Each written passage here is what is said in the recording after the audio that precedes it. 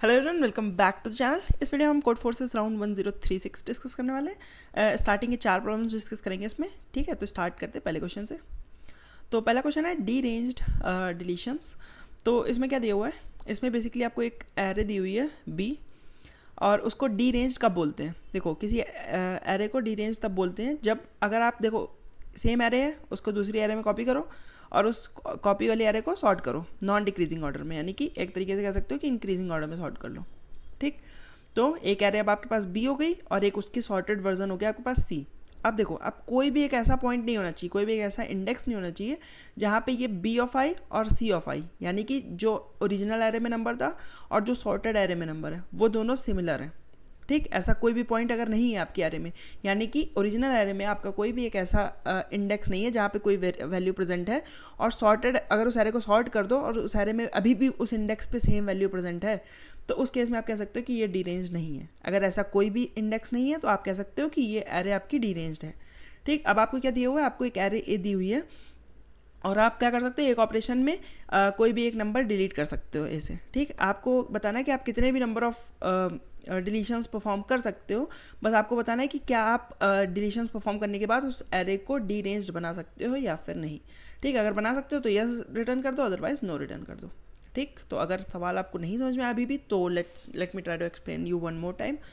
तो देखो, लेट से सवाल है आपका कि आपको एक एरे मान लो दी हुई है। ठीक, 2 5 3 4 1, लेट से ये है आपके एरे। ठीक, अब इसका सॉर्टेड वर्जन क्या होगा, सॉर्टेड वर्जन होगा 1 2 3 4 5। तो देखो, अब ये आपकी एरे क्या है, ये आपकी एरे डी रेंज नहीं है। क्यों? क्योंकि देखो, ये एरे ओरिजिनल एरे थी, ये आपने सॉर्ट करी, अभी भी ये देखो 3 जिस पोजीशन पे था वहीं पे है, 4 जिस पोजीशन पे था वहीं पे है।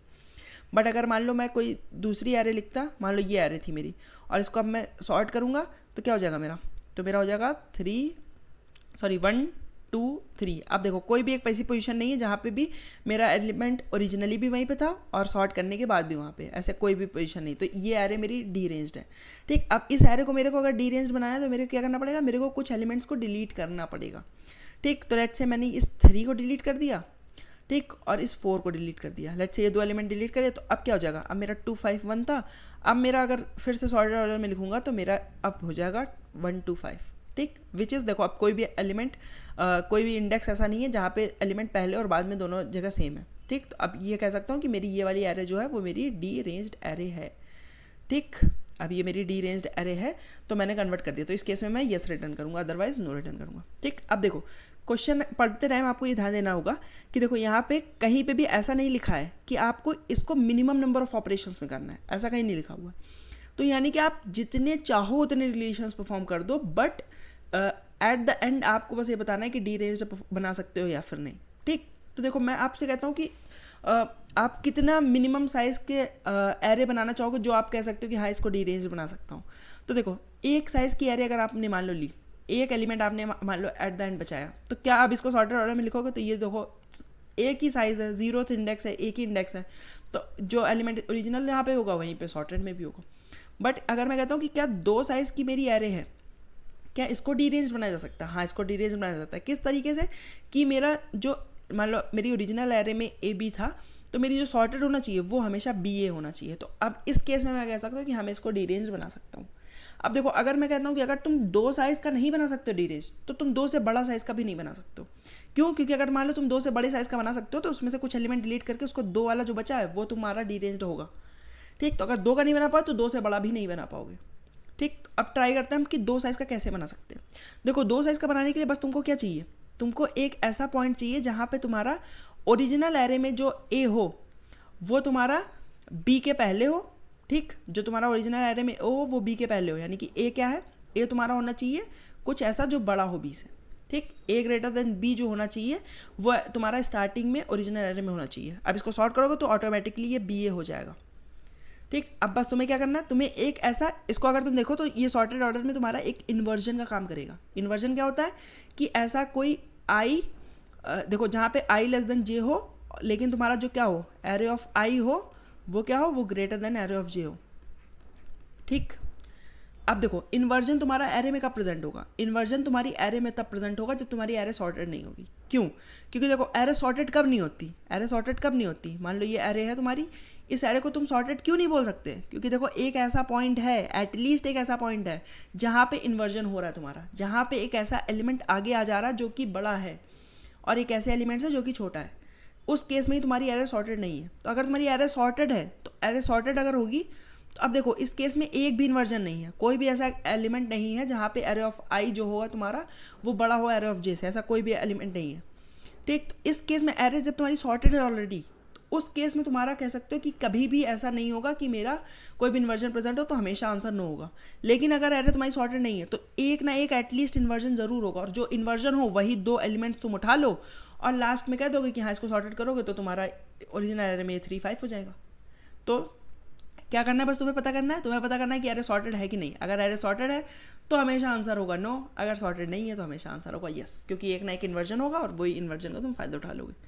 ठीक, तो उम्मीद करता हूँ ये आपको समझ में आया होगा। Let's move to the second question. तो दूसरा क्वेश्चन है आपका मिनिमाइज सम। दूसरा क्वेश्चन कह रहा है कि आपको एक एरे दी हुई है n साइज की, ठीक है, और सारे एलिमेंट्स आपके क्या होंगे, सारे एलिमेंट्स आपके 0 से n के बीच में ही होंगे। ठीक, आप क्या कर सकते हो, आप ये वाला ऑपरेशन एक बार परफॉर्म कर सकते हो। क्या ऑपरेशन है, ऑपरेशन है कि आप दो इंडिसेस चूज कर सकते हो सच दैट कि आई आपका जे के पहले हो। ठीक, और उसके बाद आप क्या कर सकते हो, आप ए आई को चेंज कर सकते हो ए आई प्लस ए जे से, और ए जे को क्या कर सकते हो, ए जे को आप 0 से चेंज कर सकते हो। तो बेसिकली आप सम को कांस्टेंट रख रहे हो और पूरी एरे का बेसिकली सम को आप कांस्टेंट रख रहे हो, और आप क्या कर रहे हो, आप ए आई को चेंज कर दे रहे हो ए आई और ए जे के सम से, और फिर आप ए जे को 0 कर दे रहे हो। ठीक, अब क्यों कर रहे हो ये सब, तो देखो हमें क्या फाइंड करना है, हमें फाइंड करना है मिनिमम वैल्यू फाइंड करनी है इस इक्वेशन की। ये इक्वेशन क्या है, ये इक्वेशन है सम ऑफ ऑल प्रीफिक्सेस। तो देखो सम ऑफ ऑल मिनिमम प्रीफिक्सेस। ठीक, बेसिकली आपको हर एक प्रीफिक्स का मिनिमम निकालना है और उसका सम निकालना है। ठीक, तो देखो पहला प्रीफिक्स क्या होगा, केवल सिंगल एलिमेंट उठाया आपने पहला वाला, उसका मिनिमम निकाला, एक एलिमेंट का मिनिमम क्या ही होगा, वो एलिमेंट खुद ही होगा। फिर स्टार्टिंग के 2 एलिमेंट उठाए, उनका मिनिमम निकाला, फिर स्टार्टिंग के 3 उठाओगे, 4 उठाओगे, ऐसे करते करते लास्ट में पूरी एरे उठाओगे, पूरी एरे का मिनिमम। ठीक, और इन सबको ऐड करना है आपको। ठीक है, अब इसका ओवरऑल द पॉसिबिलिटीज़, जो आप इस ऑपरेशन को एक बार परफॉर्म करने के बाद जो भी सारी पॉसिबिलिटीज़ हो सकती है उसमें से आपको मिनिमम वैल्यू फाइंड करनी है। ठीक, तो अगर क्वेश्चन आपको अभी भी नहीं समझ में आया तो एक बार let me try to explain. तो देखो क्या दिया हुआ है, बेसिकली आपको ये एरे दी हुई है, मान लो A1 A2 A3 A4 A5। ठीक, लेट्स से आपको ये एरे दी हुई है। अब आपको क्या करना है, आपको पहले ये वाला एक प्रीफिक्स 1 साइज़ का, फिर 2 साइज़ का, फिर 3 साइज़ का, फिर 4 साइज़ का, फिर 5 साइज़ का, फिर 6 साइज़ का। ठीक, आपको क्या करना है, आपको इसका मिनिमम निकालना है, एक एलिमेंट का मिनिमम खुद ही होगा वो। फिर यहाँ पे मिनिमम ऑफ A0 A1, फिर यहाँ पे minimum of A0 A1 A2, minimum of A0 A1 A2 A3, फिर ऐसे A4 तक, फिर A5 तक, और इन सब का क्या करना है आपको, इन सब का आपको समीशन निकालना है। ठीक, समीशन करना है इसका आपको। अब देखते हैं कि इसको चेंज कैसे कर सकते हो। आप देखो किसी भी एलिमेंट को आप वो वाला ऑपरेशन परफॉर्म कर सकते हो। देखो वाला ऑपरेशन है क्या, एक्चुअल में आपने एक आई चूज़ किया सच दैट आपका आई जो है वो जे के पहले है। ठीक, अब आप क्या कर रहे हो, आप एरे ऑफ आई को चेंज कर दे रहे हो, किससे, एरे ऑफ आई चेंज कर दे रहे हो array of i plus array of j. ठीक, ये तो फिर आपकी वैल्यू को बढ़ा दे रहा है। ठीक है, तो ये इतने काम का नहीं लग रहा है, बट हाँ ये जो है, ये जो एरे ऑफ जे को आप 0 से चेंज कर रहे हो वो काम का है। क्यों काम का, कैसे है, क्योंकि देखो मैं कहता हूँ कि जिस भी पोजीशन पे आपने एरे ऑफ जे को 0 कर दिया, मान लो इस एलिमेंट को आपने 0 कर दिया, तो अब ये वाला प्रीफिक्स का मिनिमम तो 0 हो ही जाएगा, और साथ में इसके बाद के जितने भी प्रीफिक्सेस हैं उनका मिनिमम क्या होगा, 0 होगा, क्योंकि ये 0 अब इसके बाद के सारे प्रीफिक्सेस में प्रेजेंट होगा, तो सारे प्रीफिक्सेस में ये 0 कंट्रीब्यूट करेगा, तो हमेशा मिनिमम क्या हो जाएगा, मिनिमम हमेशा 0 हो जाएगा। ठीक, तो ये वाला ऑपरेशन जो है, ये एरे ऑफ जे जो है वो आप जितना पहले हो सके, यानी कि जितना स्टार्टिंग में हो सके, जितना स्टार्टिंग एलिमेंट पे हो सके वो परफॉर्म करने की कोशिश करोगे। ठीक, अब देखते हैं एक बार कि ये इक्वेशन क्या थी। इक्वेशन में देखो आपका एरे ऑफ 0 तो हमेशा आ ही रहा है ना, एरे ऑफ 0 हमेशा कैसे आ रहा है, क्योंकि आपका स्टार्टिंग में आप प्रीफिक्स कौन सा उठा रहे हो, स्टार्टिंग में आप पहला वाला एलिमेंट उठा रहे हो प्रीफिक्स एज अ प्रीफिक्स, तो देखो स्टार्टिंग में ये वाला एलिमेंट आएगा ही आएगा। क्यों, क्योंकि देखो ये जो हमेशा जो जे चूज़ कर रहे हो ये आई से आपका बड़ा होना चाहिए। ठीक, तो अगर आई को मान लो आपने 0th इंडेक्स मानना है तो जे 1 या 1 के बाद ही कुछ हो सकता है। ठीक, तो यानी कि पहले एलिमेंट को आप कभी भी 0 नहीं कर सकते, ये गारंटी है। पहले एलिमेंट को अगर ओरिजिनली वो 0 है तो दैट्स फाइन, बट अगर आप कभी भी ऑपरेशन परफॉर्म करके पहले एलिमेंट को 0 नहीं कर सकते हो। ठीक, तो पहला एलिमेंट तो आपका कंट्रीब्यूट करेगा ही करेगा, यानी कि एरे ऑफ 0 जो है वो आपका आंसर में आएगा ही आएगा। अब इसके बाद की वैल्यू को आप मिनिमाइज कर पाओ तो कर लो। ठीक, तो मैंने अभी कहा था कि आपसे कि जितना जल्दी हो सके उसको उतना जल्दी हम इसको परफॉर्म करने की कोशिश करेंगे। ठीक, तो लेट्स से हम एक एरे मान लेते हैं। देखो मान लो एरे मान ली मैंने 3 4 1 2 7 5 ऐसे कुछ भी एरे मान लो। ठीक, तो देखो मैं इस पोजीशन पे तो एरे ऑफ उसको ज़ीरो नहीं कर सकता हूँ। ठीक, तो मैं कहता हूँ कि इसको मैं एरे ऑफ जे मानता हूँ। इसको मैं एरे ऑफ जे मानूंगा तो ये मेरा क्या हो जाएगा, ये मेरा हो जाएगा एरे ऑफ आई। ठीक, ये एरे ऑफ आई हो गया, ये एरे ऑफ जे हो गया। तो यानी कि इसको मैं बाद में क्या कर दिया, इसको मैंने बाद में 0 कर दिया और ये मेरा 7 हो जाएगा क्योंकि 4 और 3 ये ऐड हो जाएगा ना इसमें। और इसके बाद कुछ भी एलिमेंट लिखा है उससे मतलब नहीं है। अब अगर मैं वो निकालता हूँ प्रीफिक्स, सारे प्रीफिक्सों का मिनिमम, तो इसका पहले वाले प्रीफिक्स का मिनिमम 7 हो जाएगा और उसके बाद कि ये सारों को ये 0 कर देगा क्योंकि इसके बाद के जो भी प्रीफिक्स हैं उन सब में ये 0 कंट्रीब्यूट करेगा। तो इसके बाद अब कोई भी सब सारे 0 हो जाएंगे, सारे टर्म 0 हो जाएंगे, तो मेरा आंसर हो जाएगा 7। ठीक, ये 7 क्या है, ये 7 है मेरा array of 0 plus array of 1। ठीक, तो देखो ये वैल्यू तो मेरा कभी भी आंसर बन सकता है, ये वैल्यू तो मेरा आंसर हमेशा बन सकता है, ये गारंटी है। अब क्या मैं इससे कोई छोटा आंसर ला सकता हूँ कि नहीं, ये देखना है मुझे। तो देखो मैंने कहा अभी मैंने फर्स्ट वाली पोजीशन के एलिमेंट को क्या किया था, फर्स्ट वाली पोजीशन के एलिमेंट को 0 बनाने की कोशिश करी थी। अब मैं क्या करता हूँ, मैं सेकंड वाली पोजीशन के एलिमेंट को 0 बनाने की कोशिश करता हूँ। लेट्स से मैं एरे थोड़ी सी चेंज करता हूँ, मैं इसको रखता हूँ 3 4 ही रखता हूँ। लेट्स से मैं इसको रखता हूँ 3 4 1 2 7 5। ठीक, ये मान लो मेरी एरे अभी भी है। ठीक, अब मैंने क्या किया, अब मैं ये जो फर्स्ट वाला एलिमेंट है इसको 0 बनाने की कोशिश करता हूँ। इसको 0 बनाऊंगा तो इसमें क्या ऐड हो जाएगा, ये मतलब कि मेरा एरे ऑफ जे हो गया और ये मेरा हो गया एरे ऑफ आई। ठीक, तो अब एरे चेंज करने के बाद क्या हो जाएगी, ये हो जाएगा 3, इसमें ऐड हो जाएगा ये 5 हो जाएगा और ये क्या हो जाएगा, ये 0 हो जाएगा, ये 2 7 5। अब मिनिमम निकालूंगा तो क्या होगा, इसका मिनिमम 3 प्लस इन दोनों का मिनिमम 3 प्लस यहाँ इसके बाद के सारे 0 हो जाएंगे, इसके बाद के सारे टर्म 0 हो जाएंगे। तो अब ये क्या हो गया, ये आपका 6 हो गया। तो देखो इस केस में आंसर आपका अच्छा आ रहा है ना इस केस से। तो क्या चीज़ हुई, क्योंकि देखो आपका जो एरे ऑफ 1 था वो क्या था, एरे ऑफ 1 जो था वो ऑलरेडी बड़ा था। एरे ऑफ 1 आपका बड़ा था किससे, एरे ऑफ 1 आपका जो बड़ा था एरे ऑफ 0 से। ठीक, तो ये आपने मेक श्योर कर लिया कि एरे ऑफ 1, क्योंकि अगर मेरा एरे ऑफ 0 से बड़ा है तो एरे ऑफ 1 में मेरा कुछ भी अगर ऐड हो जाएगा तो ये चीज़ क्या हो जाएगी, ये चीज़ मेरी और बड़ी हो जाएगी एरे ऑफ 0 से। ठीक, तो मतलब कि अगर आप ये वाली प्रीफिक्स सब एरे का आप अगर मिनिमम निकालोगे भी तो वो क्या होगा, वो हमेशा एरे ऑफ 0 ही होगा क्योंकि आपका एरे ऑफ 1 ही बड़ा है। तो इसमें कुछ और ऐड करोगे तो वो और बड़ा हो जाएगा। ठीक, तो आपने यहीं से फाइंड कर लिया कि देखो इसके बाद के तो सारे 0 हो जाएंगे, बस मेरे को इस वाली सब एरे का ध्यान देना था। तो इस वाली सब एरे का ध्यान कैसे दिया आपने कि देखो इसका तो आंसर एरे ऑफ 0 होगा, इसका आंसर भी आपने एरे ऑफ 0 ऐसे डिफाइन कर लिया क्योंकि आपका ये वाला एलिमेंट जो था वो फर्स्ट वाले एलिमेंट से बड़ा था। ठीक, तो देखो अब यही दोनों में से मेरा बेस्ट आंसर निकलेगा। कैसे, देखो एरे ऑफ 0 तो मेरा आना ही आना था हमेशा। ठीक, अब मैंने दूसरी वाली सब एरे का आंसर या तो मैं एरे ऑफ 0 ही ला सकता हूँ, तो मेरा आंसर क्या हो जाएगा 2 इंटू एरे ऑफ 0। अब या फिर क्या हो सकता है मेरा, अगर मैं यहीं पे 0 इसको 0 बना दूँ तो ये दोनों चीज़ें मेरे पहले वाले इंडेक्स में ऐड हो जाएंगी, यानी कि या तो मेरा array of 0 plus array of 1 answer हो जाएगा और या क्या मेरा आंसर हो जाएगा, या तो मेरा 2 इंटू एरे ऑफ 0 आंसर हो जाएगा। अब इन दोनों से जो भी वैल्यू मेरी छोटी होगी वो मेरा आंसर हो जाएगा। बस आपको यही चेक करना है कि अगर 2 इंटू एरे ऑफ 0 छोटा है तो वो ले लो आंसर में, या फिर array of 0 plus array of 1 छोटा है तो वो ले लो आंसर में। ठीक, तो उम्मीद करता हूँ ये भी आपको समझ में आएगा। इसमें देखो इम्प्लीमेंटेशन बिल्कुल सरल सी थी, बट जो सोचने वाला पार्ट था वो थोड़ा सा था। बस आपको ये सोचना था कि 0 से आपका बेनिफिट क्या हो रहा है। 0 से बेनिफिट होगा कि उसके बाद की सारी सवेरे आपका नेगलीफाई हो जाएंगी, यानी कि सारी सवेरे आपकी 0 हो जाएंगी। तो अब आपको बस इसको जितना जल्दी हो सके उतना जल्दी परफॉर्म करने की कोशिश करनी थी। और ये वाला एक एज केस आपको सोचना था कि जिसमें आपका एरे ऑफ 0 की वैल्यू छोटी होगी एरे ऑफ 1 से, उस केस में आप इसको 2 बार रेप्लिकेट करके 2 इंटू एरे ऑफ 0 ला सकते हो instead of array of 0 plus array of 1। ठीक, तो उम्मीद करता है समझ में आएगा। Let's move to the third question. तो देखो थर्ड क्वेश्चन क्या है आपका, थर्ड क्वेश्चन में एरेस हैज़ एरे ए, आपका एन साइज की एरे है एल इसके पास, और इस एरे की प्रॉपर्टी क्या है, इस एरे की प्रॉपर्टी है कि एरे ऑफ आई जो है वो divides array of i plus 1। ठीक, यानी कि एरे ऑफ आई प्लस 1 जो होता है वो डिविजिबल बाय एरे ऑफ आई है। ऐसा सारे आई के लिए पॉसिबल है। ठीक, इस एरे की प्रॉपर्टी है जो एलिस के पास है। अब बॉब ने क्या किया, बॉब ने देखा कि एलिस की ये ब्यूटीफुल एरे देखी उसने और वो जेलस हुआ, ऐसा कुछ है। और फिर बॉब क्या करना चाहता है, बॉब ने क्या किया, एलिस की एरे कॉपी कर ली। ठीक, अपनी एरे में भी एलिस की एरे कॉपी कर ली और क्या किया, उसमें कुछ एलिमेंट्स चूज़ किया, एक सबसेट चूज़ किया, सबसेट ऑफ एलिमेंट्स चूज़ किए और उनमें क्या किया, उनमें एक एलिमेंट उठाया x और उनका मल्टीप्लाई कर दिया। ठीक, तो अब बॉब के पास जो एरे है वो एलिस के एरे की जैसी ही है, बस कुछ एलिमेंट्स में ये एक्स का मल्टीप्लाई कर दिया है बॉब ने। ठीक, अब आपको क्या पता है, आपको बॉब वाली एरे पता है, आपको ना ये एक्स पता है ना एलिस की एरे पता है। ठीक, आपको क्या बताना है, आपको बताना है कि इस x की वैल्यू फाइंड आउट करके बतानी है। ठीक, इस x की वैल्यू आपको फाइंड आउट करके बतानी है। अगर मल्टीपल ऑप्शंस हो सकते हैं तो आप कोई भी एक ऐसा आंसर बता दो और इट इज़ गारंटीड कि आपका आंसर हमेशा एग्जिस्ट करेगा। ठीक, तो अगर हम देखें कि क्वेश्चन क्या है, तो क्वेश्चन में बेसिकली एलिस के पास एक एरे थी, जिसमें क्या था, जिसमें हर एक एलिमेंट जो था वो अपने अगले वाले को डिवाइड कर देता है। ठीक, तो देखो इसमें देखो 8 जो है वो 4 से डिविजिबल है, 4 जो है 2 से डिविजिबल है, 2 जो है वो 1 से डिविजिबल है। तो ये एलिस की एरे थी मान लो। अब बॉब ने क्या किया, बॉब ने देखा कि ये एलिस के पास तो बहुत अच्छी एरे है, तो बॉब ने सोचा कि इसकी एरे क्यों ना मैं भी चुरा लूँ, तो बॉब ने इसकी एरे चुराई। ठीक, लेकिन इसकी एरे चुराने के बाद उसने क्या किया, एक एक्स उठाया, एक्स मान लो 3 उठाया उसने, और क्या किया, कुछ एलिमेंट्स पिक किया, उसमें इस 3 का मल्टीप्लाई कर दिया। तो लेट्स से ये वाला एलिमेंट पिक किया और ये वाला एलिमेंट पिक किया और इसमें 3 का मल्टीप्लाई कर दिया, तो ये 24 हो गया।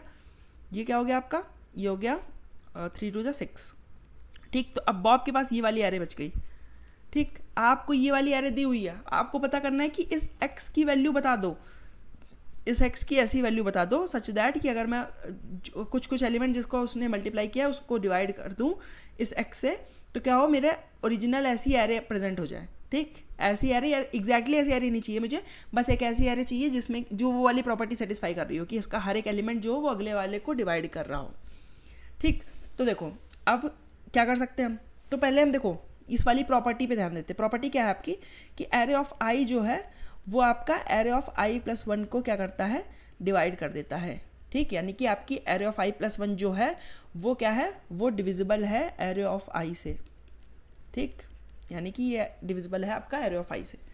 ठीक, अब हम देखते हैं कि बॉब के ऑपरेशन परफॉर्म करने के बाद क्या केसेस बन सकते हैं। ठीक, तो देखो एक एरे ऑफ आई था आपका, एक एरे ऑफ आई प्लस 1 था लेट्स से। ठीक, तो एरे ऑफ आई को लेट्स से मैं ए से डिनोट करता हूँ, एरे ऑफ आई प्लस 1 को बी से डिनोट करता हूँ, थोड़ा सरल होगा हमारे लिए समझना।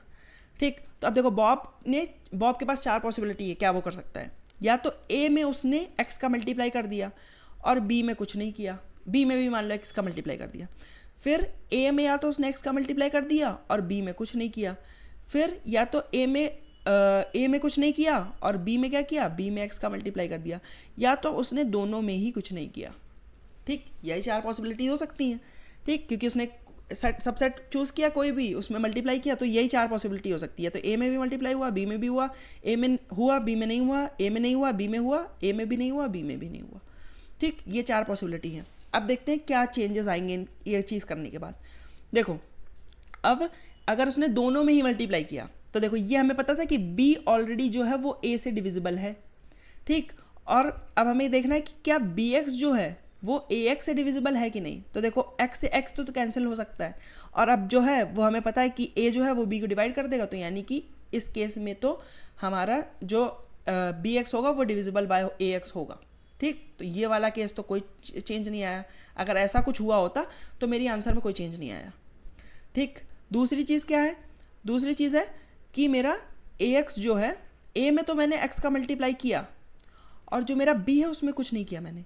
अब देखो मेरे को पता था कि a जो है वो तो b को डिवाइड करता है, बट क्या ये x जो है वो b को डिवाइड करेगा, ये मेरे को नहीं पता है। ठीक, तो इस केस में मेरा कुछ चेंजेस आ सकते हैं। ठीक, तो ये केस मैं अभी रखता हूँ, इस केस में मेरे को कुछ ना कुछ करना पड़ेगा। ठीक, बाकी केसेस देखते हैं। देखो अगला केस क्या है कि b में मैंने मल्टीप्लाई किया x का, a में मैंने कुछ नहीं किया। अब देखो मुझे पता है कि a जो था वो मेरा b को ऑलरेडी डिवाइड कर दे रहा था, तो ऊपर x का मल्टीप्लाई करोगे तो कोई फ़र्क नहीं पड़ेगा। ठीक, अभी भी a जो है वो b को डिवाइड कर देगा। ठीक, तो यानी कि इस केस में भी मेरी कोई दिक्कत नहीं आएगी। ये वाला केस है इसमें भी कोई दिक्कत नहीं आएगी। और देखो ये वाला केस में तो कोई दिक्कत ही नहीं आएगी क्योंकि मेरा b जो था वो ऑलरेडी a से डिविजिबल था, तो इस केस में भी कोई दिक्कत नहीं आएगी। तो दिक्कत केवल किस केस में आ रही है, जब मेरा एक ऐसा मेरे को एरे ऑफ i प्लस 1 मिल जाता है जो कि ये एरे ऑफ i ये बॉब वाली एरे है, तो b लिख लेते हैं यहाँ पे हम लेट्स से। तो मेरे को ऐसा b ऑफ i प्लस 1 मिल जाता है जिसका हमने अगर b ऑफ i से मॉड्यूलो किया तो मेरा इसकी वैल्यू क्या है, नॉट इक्वल्स टू 0, यानी कि डिविजिबल नहीं है। ठीक, ये चीज़ अगर मेरी डिविजिबल नहीं है, अब ऐसा मेरे को एक चीज़ मिल गई, तो देखो अब इस केस में मैं ये फॉर श्योर कह सकता हूँ कि बॉब ने क्या किया होगा, बॉब ने मेरा एरे ऑफ बोल रहा हूँ बार बार मैं, b ऑफ जो मेरा i+1 है उसको एज इट इज़ छोड़ दिया, बट b ऑफ i में क्या किया था उसने, b ऑफ i में उसने x का मल्टीप्लाई करा है। ठीक, ये मैं गारंटी से बोल सकता हूँ। ठीक, अब ये चीज़ मैं गारंटी से बोल सकता हूँ, तो मैं यहाँ से x की वैल्यू फाइंड करने की कोशिश कर सकता हूँ। ठीक, तो यहाँ से x की वैल्यू अगर फाइंड करने की कोशिश करूँगा तो क्या हो सकती है मेरी x की वैल्यू। देखो, ये है मेरा b ऑफ i+1 और ये है मेरा b of i into x. ठीक, b of i into x नहीं, ये मेरा a of i into x होगा बेसिकली, क्योंकि मेरा b ऑफ i तो वैल्यू ही है ना, b ऑफ i तो बॉब की एरे की वैल्यू है।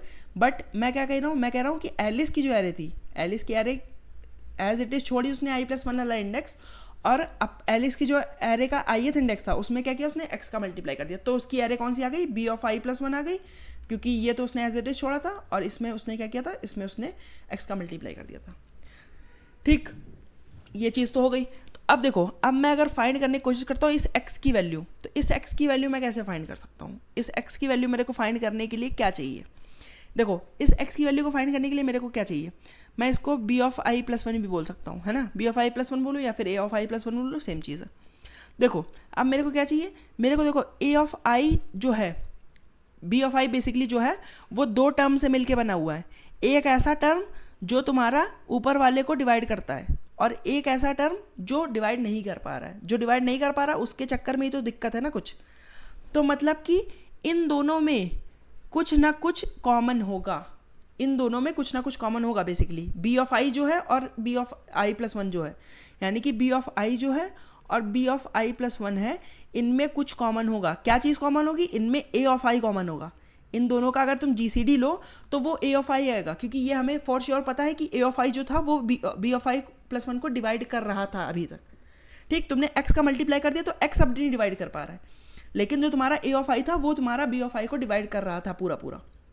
ठीक, तो यानी कि इन दोनों में a ऑफ i कॉमन है, a ऑफ i इन दोनों में क्या होगा, इन दोनों में a ऑफ i कॉमन होगा। ठीक, अब a ऑफ i कॉमन होगा तो अब क्या कर सकते हो तुम, अब इन दोनों में से a ऑफ i डिवाइड करने की अगर तुम कोशिश करो, ठीक, इन दोनों में a ऑफ i अगर तुम डिवाइड करो तो तुम्हें x नहीं मिल जाएगा क्या, इन दोनों में अगर तुम a ऑफ i डिवाइड करने की कोशिश करो तो तुम्हें x मिल जाएगा। ठीक, अब तुमने क्या किया, अब मैं वही चीज़ कर रहा हूँ, क्या करूँगा मैं, b ऑफ i+1 में से क्या किया मैंने, a ऑफ i डिवाइड किया, और मैंने क्या किया, a ऑफ i बेसिकली मैंने कैसे निकाला, a ऑफ i निकाला मैंने GCD of b of i+1 comma b of i, इन दोनों का मैंने अगर GCD कर लिया तो मेरे को पता है कि a ऑफ i कॉमन होगा इन दोनों में। ठीक, और नीचे भी अगर मैंने यही चीज़ की, a ऑफ i से डिवाइड किया अगर इसको, तो यहाँ पे केवल x बचेगा। ठीक, यहाँ पे लेट से कोई वैल्यू बची और यहाँ पे x बचा। ठीक, तो अब मैं क्या अपने x की वैल्यू नहीं पता लगा सकता हूँ, x की वैल्यू देखो मैं कैसे पता लगाऊंगा, मान लो ऊपर मेरा क्या दिया हुआ, तो let's take some numbers and let's try to figure out कि हम क्या कर सकते हैं। तो देखो, लेट्स से मैंने माना कि मेरा b ऑफ i क्या है, लेट्स से मेरा b ऑफ i मान लो पहले था 4, ठीक, और मेरा b ऑफ i+1 था 8। ठीक, तो अभी तो ये डिवाइड कर रहा था, ये एलिस के एरे का बता रहा हूँ मैं। ठीक, अब बॉब ने क्या किया, बॉब ने मान लो इसमें 3 का मल्टीप्लाई कर दिया। ठीक, बॉब ने इसमें 3 का मल्टीप्लाई कर दिया तो मेरी वाली कुछ इक्वेशंस बन के आ गई। ठीक, ये वाली इक्वेशन कुछ, ठीक, बॉब ने इसमें 3 का मल्टीप्लाई कर दिया तो ये वाली इक्वेशन कुछ बन के आ गई कि मेरा अब क्या हो गया, अब 8/4 इंटू 3 जो है ये मेरा अब डिवाइड नहीं हो पा रहा है। ये चीज़ क्या है, ये चीज़ अब मेरी डिवाइड नहीं हो पा रही है। तो अब क्या किया मैंने, अब मैंने क्या किया, मैंने इनमें से इनका GCD जो है वो हटा दिया, इनमें से इनका GCD क्या है, GCD इनका जो है वो हटा दिया। ठीक, GCD अगर हटा दिया तो अब क्या बचा, अब बचा 2/3। GCD अगर मैंने इनका हटा दिया तो अब बेसिकली क्या बचा, अब बेसिकली बचा 2/3। ठीक, अब मेरे को फाइंड करनी है क्या, मेरे को फाइंड करनी है एक ऐसी वैल्यू सच दैट कि मेरी x की वैल्यू क्या हो सकती है, x की वैल्यू क्या हो सकती है कि ये मेरा इसको डिवाइड कर जाए। ठीक, मतलब कि x की वैल्यू मैंने कुछ चूज़ करी है, अब मेरे को पता करना है कि ऐसी क्या वैल्यू अगर नहीं होती तो मेरा ये डिवाइड हो जाता पूरा पूरा। ठीक है, तो ये देखो 2/3 हो गया। अब देखो एक चीज़ आपको लग सकती है, एक चीज़ आपको लग रही होगी कि देखो यहाँ से तो हमने x की वैल्यू ही फिगर आउट कर ली ना, आपके हिसाब से ऐसा आपको लग रहा होगा कि जब आपने क्या किया, b ऑफ i को डिवाइड किया GCD of basically b of i comma b of i+1 से, जब आपने इसको डिवाइड किया तो मैंने क्योंकि कहा था कि ये जो होगा a of i into x के फॉर्म में होगा, तो आपने कहा कि a ऑफ i से तो मैंने डिवाइड कर ही दिया इसको, ये a ऑफ i है, तो अब मेरा केवल x वाला पार्टी तो बचा, तो मैं इसको क्या डायरेक्ट आंसर नहीं बोल सकता हूँ, मैं कहूँगा नहीं, इसको डायरेक्ट आंसर नहीं बोल सकते, क्योंकि ये हमारी गारंटी नहीं है कि उसने इसमें x को एक बार मल्टीप्लाई किया। तो ये जो x है ये x भी हो सकता है, ये x स्क्वायर भी हो सकता है, ये x क्यूब भी हो सकता है, ये कुछ भी हो सकता है, ठीक। बट ये फॉर श्योर है कि ये जो भी वैल्यू आई है, ये इसकी जो भी वैल्यू आएगी, ये जो होगी वो तुम्हारी x से डिविजिबल होगी, ठीक। यानी कि x से ये चीज़ डिविजिबल होगी, तो यानी कि ये जो वैल्यू आएगी, इसकी वैल्यू मान लो तुम्हारी कुछ भी आती है, मान लो g आती है इसकी वैल्यू, तो जो तुम्हारा g होगा वो तुम्हारा x से डिविजिबल होगा, ठीक। यानी कि x का मतलब कि इस g का कोई भी एक तुम्हारा बेसिकली क्या, कोई भी एक तुम्हारा मल्टीपल जो होगा वो तुम्हारा x हो सकता है, ठीक। तो अब बेसिकली मेरे को क्या करना है, ये देखो ये बात तो हुई एक केवल b ऑफ i और b ऑफ i प्लस 1 के लिए, ठीक। एक b ऑफ i और b ऑफ i प्लस 1 के लिए एक वैल्यू आ गई g, ये पोटेंशियल आंसर हो सकती है, बट ये across all the b of i और b ऑफ i प्लस 1 के लिए हमें चेक करना पड़ेगा जो हमारा जहाँ जहाँ पे ये चीज़ फेल हो रही है, यानी कि b ऑफ i जो है वो b ऑफ i प्लस 1 जो है वो बेसिकली b ऑफ i से डिविजिबल नहीं है, वहाँ पे हमें ये चीज़ चेक करनी पड़ेगी, वहाँ पे हमें ये g निकालना पड़ेगा और इस g का एलसीएम निकालना पड़ेगा अक्रॉस ऑल द वैल्यूज़, ठीक। इस g का, ये सारे g का जब हम एलसीएम निकालेंगे तो हम कह सकते हैं कि हाँ ये जो वैल्यू आई है ये ऑल द एक्सेस से डिवाइड हो रही है, ठीक। ये जो वैल्यू आई है ये अब मेरे, क्योंकि ये सारे x से डिवाइड हो रही है तो यानी कि ये वैल्यू मेरी x हो सकती है, ठीक। वरना क्या हो जाएगा, वरना कुछ ऐसा हो सकता है कि मान लो मेरा इधर जीवन कुछ अलग आ रहा है, इधर जीवन कुछ अलग आ रहा है, इधर जीवन कुछ अलग आ रहा है, अब किसको x तुम चूज़ करोगे, इन तीनों में से जो चीज़ें तुम्हारी कॉमन आ रही, बेसिकली इन तीनों का जो एलसीएम आ रहा है उसको तुम x बोल सकते हो, क्योंकि अब वो सारी चीज़ें जो होंगी वो मिलकर तुम्हारे ऊपर वाले को डिवाइड कर पाएंगी, है ना। तो क्योंकि अगर तुम इनमें से कोई एक को भी स्किप कर दोगे तो हो सकता है कि वो बाद में तुम्हारी कंडीशन को सेटिस्फाई ना होने दे, ठीक। इसलिए तुम्हें इन सब का एलसीएम निकालना पड़ेगा, ठीक। थोड़ा सा मैथमेटिकल हो गया आई नो, बट तुम ये ट्राई करने की कोशिश करना। देखो पहली चीज़ तो ये चीज़ तो क्लियर होनी चाहिए कि केवल उस केसेस में फेल होगा जहाँ पे तुम्हारा जहाँ तुम्हारा a ऑफ i में तुमने चेंजेस करे हैं, a ऑफ i प्लस 1 में कोई चेंजेस नहीं करेंगे, ठीक। उस केसेस में फेल होगा। अब वहाँ पे तुम ये इक्वेशन बनाने की कोशिश कर सकते हो कि तुम्हारा जो ये a वाला टर्म होगा वो तो बचा रहेगा, जो x वाला एक्स्ट्रा टर्म है वो तुम्हारा एक्स्ट्रा आएगा, ठीक, जब तुम GCD से डिवाइड करोगे। अब GCD से डिवाइड करने के बाद तुमने अलग अलग चीज़ें निकाल ली सारे इन्वर्जन्स के लिए, सारे जहाँ जहाँ पे कंडीशन फेल हो रही थी, अब उन सब का तुमने एलसीएम निकाला तो तुम्हारी कॉमन पूरी एक g की वैल्यू आ गई, ठीक। क्योंकि तुम्हारा मल्टीपल आंसर्स एग्जिस्ट कर सकते हैं तो तुम हो सकता है तुम उसका कोई एक अलग वाला फैक्टर दे दो, ठीक है। मान लो मैं g दे रहा हूँ, तुम 2 इंटू जी दे दो या फिर तुम 3 इंटू जी दे दो, that all will be same, क्योंकि तुम्हारा यहाँ पे x की मल्टीपल वैल्यूज़ हो सकती हैं और अगर मल्टीपल वैल्यूज़ होंगी तो तुम you can output any one of them, ठीक। तो उम्मीद करता हूँ कि आपको ये भी समझ में आएगा। Let's move to the D and इसके बाद ख़त्म करते हैं। तो डी है मेक अ पैलिंड्रोम, ठीक, कुछ पैलिंड्रोम से रिलेटेड होगा। तो देखो इसमें क्या दिया है, इसमें भी आपको एक एरे दी हुई है n साइज़ की और आपको एक इंटीजर k दिया हुआ है, ठीक। आप क्या कर सकते हो, ये वाला ऑपरेशन मल्टीपल टाइम्स परफॉर्म कर सकते हो। क्या है ऑपरेशन, आप एक l और r चूज़ करोगे, बेसिकली l और आप ऐसा चूज़ करोगे कि वो आपका k से बेसिकली l और r के बीच का जो डिफरेंस होगा वो आपका k या k से बड़ा होगा, ठीक। मतलब कि आपको अगर सब एरेज चूज़ करनी है तो वो k या k से बड़े साइज़ की सब एरेज चूज़ करोगे, बेसिकली ये दिया हुआ है। तो आपको क्या दिया है, अब इसमें से ठीक, तो अब क्या करना है आपको ये आपने मान लो एक सब एरे पिक करी, ठीक। अब इस सब एरे में आपको क्या करना है, kth स्मॉलेस्ट जो नंबर है इस सब एरे का उसको आप क्या कर सकते हो, उसको आप डिलीट कर दोगे, ठीक। kth स्मॉलेस्ट जो नंबर होगा इस सब एरे का उस नंबर को आप डिलीट कर दोगे और जो बाकी का बचा हुआ हिस्सा होगा उसको एज इट इज़ कॉन्केटिनेट कर दोगे, ठीक। अगर मान लो kth स्मॉलेस्ट मल्टीपल एलिमेंट्स हैं तो क्या करोगे, उस केस में आप किसी भी अकरेंस को उसके डिलीट कर सकते हो। आपको डिटरमाइन करना है कि if it is possible to make this array palindrome by performing this operation multiple times, ठीक। अगर आप इसको पैलिंड्रोम में कन्वर्ट कर सकते हो तो you will output yes, otherwise you will output no, ठीक। तो मैं बताने की कोशिश करता हूँ क्वेश्चन में क्या दिया हुआ है। देखो क्वेश्चन में दिया है, मान लो आपकी ये एरे है 3 1 2 2 2 4, लेट्स से मान लो ये आ रहे हैं, ठीक है, और k की वैल्यू आपकी मान लो 3, ठीक। तो बेसिकली आप क्या कर सकते हो, आपने मान लो ये वाली सब एरे पिक करी, ठीक, याली सब एरे आप मान लो पिक करी। अब आपका मिनिमम थर्ड स्मॉलेस्ट एलिमेंट जो है उसको आप क्या करोगे, उसको आप डिलीट कर सकते हो। थर्ड स्मॉलेस्ट एलिमेंट इस एरे में कौन सा है, तो देखो पहला स्मॉलेस्ट आपका कौन सा है, सबसे स्मॉलेस्ट ये है फर्स्ट स्मॉलेस्ट ये हो जाएगा, या फिर ये चूज़ कर लो, और सेकंड स्मॉलेस्ट ये हो जाएगा। ठीक, ये आपका फर्स्ट स्मॉलेस्ट है, ये सेकंड स्मॉलेस्ट, और ये आपका थर्ड स्मॉलेस्ट हो गया। अब देखो थर्ड स्मॉलेस्ट कौन सा है, 2 है, तो 2 की आप कोई भी अकरेंस डिलीट कर सकते हो, 2 की ये अकरेंस भी डिलीट कर सकते हो, ये क्योंकि अगर इसको आपने 2 माना होता तो ये फिर 3 हो जाता। ठीक, तो बेसिकली आपका अगर अकरेंस आ गई 2, तो यानी कि इस रेंज में आप कोई भी 2 डिलीट कर सकते हो। ठीक, इस ऑपरेशन के बाद एक 2 इसमें से डिलीट हो जाएगा। तो बेसिकली आपको ये बताना है कि आप ये सब ऑपरेशन परफॉर्म करने के बाद क्या इस एरे को पैलिंड्रोम बना सकते हो कि नहीं। तो लेट्स से अगर मान लो आप लास्ट में कुछ ऐसा ला सकते हो तो ये एरे पैलिंड्रोम हो गई आपकी। ठीक, तो उम्मीद करता हूँ कि सवाल समझ में आ गया होगा। अब देखो इसको कर कैसे सकते हैं, कैसे अचीव कर सकते हैं ये। तो देखो कुछ ऑब्जर्वेशन देखते हैं, उसके बाद देखने की कोशिश करते हैं कि क्या कर सकते हैं हम इसमें।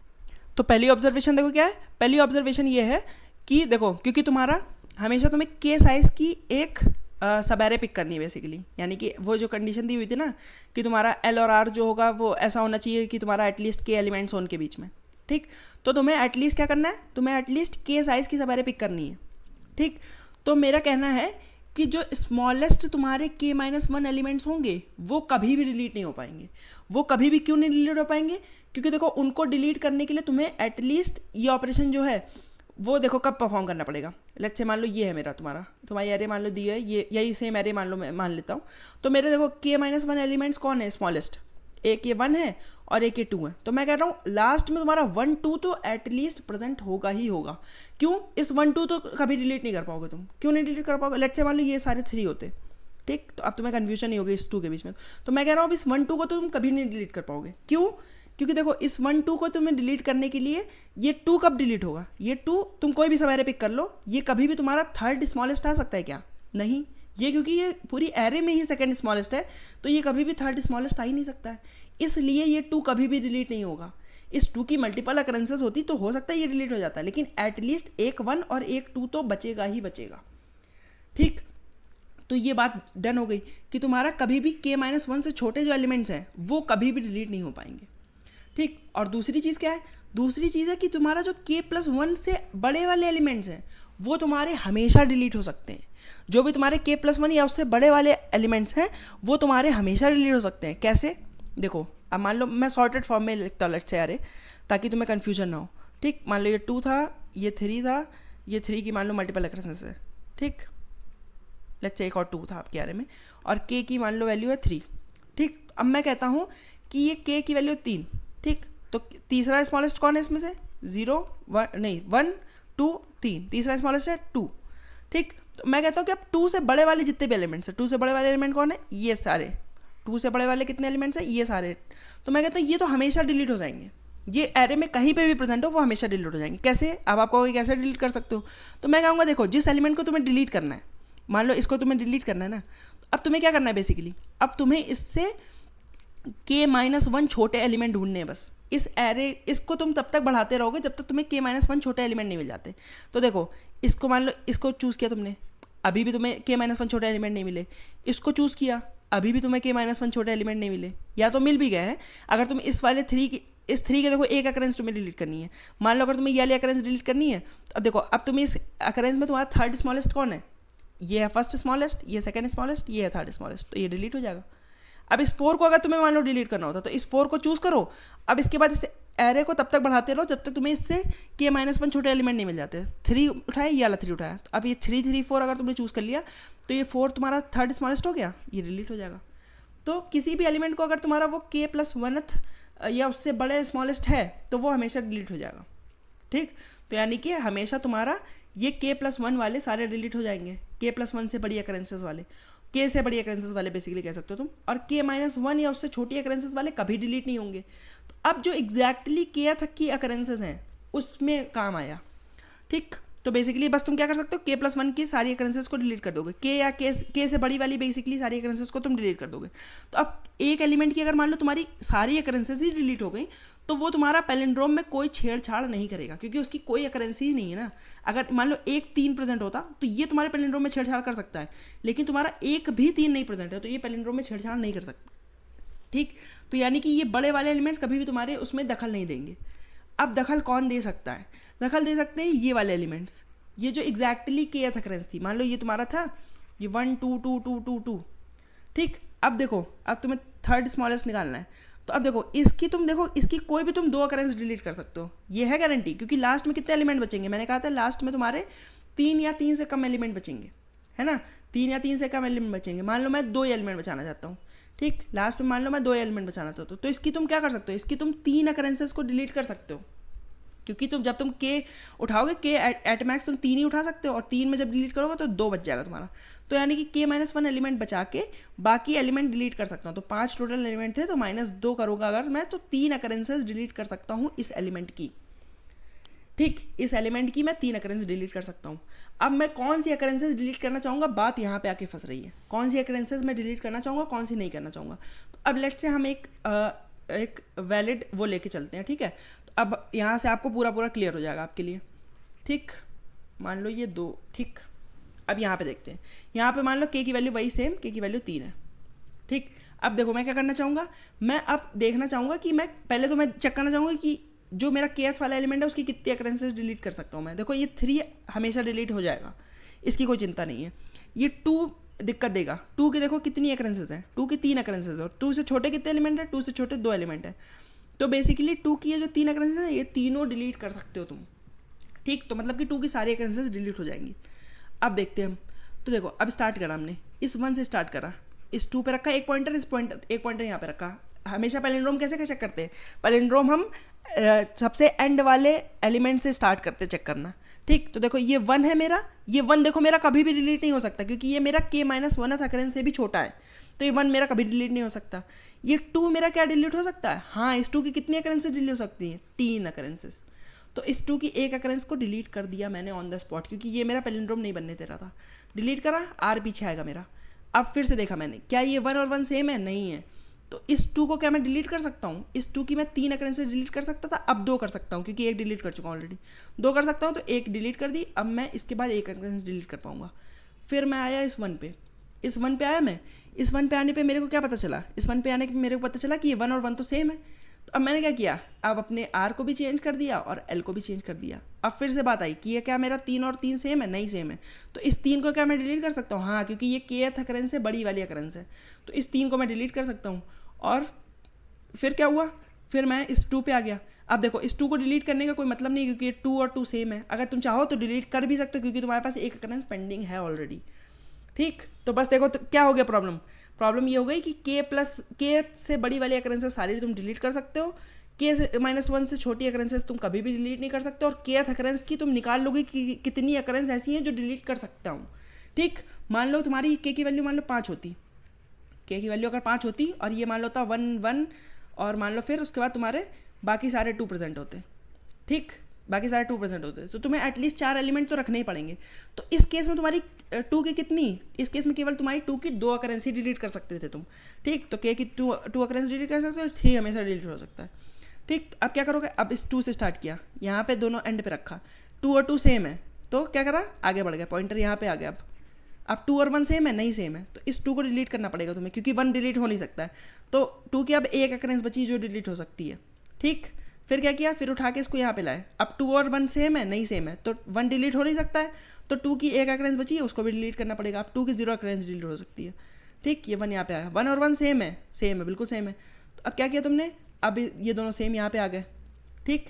अब देखो 3 है, 3 तुम डिलीट कर भी सकते हो, अब क्योंकि यहाँ पे 3 तुम्हारा दखल नहीं दे रहा तो इसको डिलीट मत भी करो, लेकिन अगर तुम्हारा दखल दे रहा होता तो तुम डिलीट कर सकते हो, क्योंकि ये हमेशा k से बड़ी वाली अकरेंस है, ठीक। तो अब देखो तुम्हारी प्रॉब्लम कुछ भी नहीं बची, तुम्हें क्या करना है, बस पता करना है कि kth वाली अकरेंस के kth वाले बेसिकली kth स्मॉलेस्ट की कितनी अकरेंसेज हैं। मान लो 5 अकरेंसेज होती, तो अब तुम्हें पता करना है कि इसकी कितनी अकरेंसेज वैलिड हैं, कितनी हमें डिलीट करनी ही पड़ेंगी। तो इसकी मान लो तुम्हें पता चलता है कि 3 अकरेंस डिलीट करनी पड़ेंगी, ठीक, मतलब 3 अकरेंस डिलीट कर सकते हो तुम। और तुम्हें ये पता है कि k से बड़ी वाले की सारी अकरेंसेस तुम डिलीट कर सकते हो, ठीक, और k से छोटे वालों की तुम एक भी अकरेंस नहीं डिलीट कर सकते हो। बस अब तुम्हें क्या करना, 2 पॉइंटर चलाना है। कहीं भी अगर ऐसा होता है कि तुम्हारा कभी भी तुम अनसक्सेसफुल हो किसी अकरेंस को डिलीट करने के और एलिमेंट सेम नहीं भी है, तो उस केस में तुम क्या होगा, फंस जाओगे, वहाँ पे तुम नो रिटर्न कर सकते हो, अदरवाइज तुम हमेशा यस रिटर्न कर सकते हो, ठीक। तो उम्मीद करता हूँ कि तुम्हें समझ में आएगा, 2 पॉइंटर से बेसिकली हो जाएगा क्वेश्चन तुम्हारा, और बस एक बार अकरेंसेस स्टोर कर लोगे, उससे भी हो जाएगा काम, ठीक। तो उम्मीद करता हूँ तुम्हें समझ में आएगा। अगर किसी भी क्वेश्चन में कोई भी डाउट है तो तुम मुझसे कमेंट सेक्शन में पूछ सकते हो। अदरवाइज अगर तुम्हें वीडियो पसंद आए तो उसको लाइक कर देना, चैनल को सब्सक्राइब कर देना। मैं मिलता हूँ तुमसे किसी और वीडियो में, तब तक के लिए बाय बाय।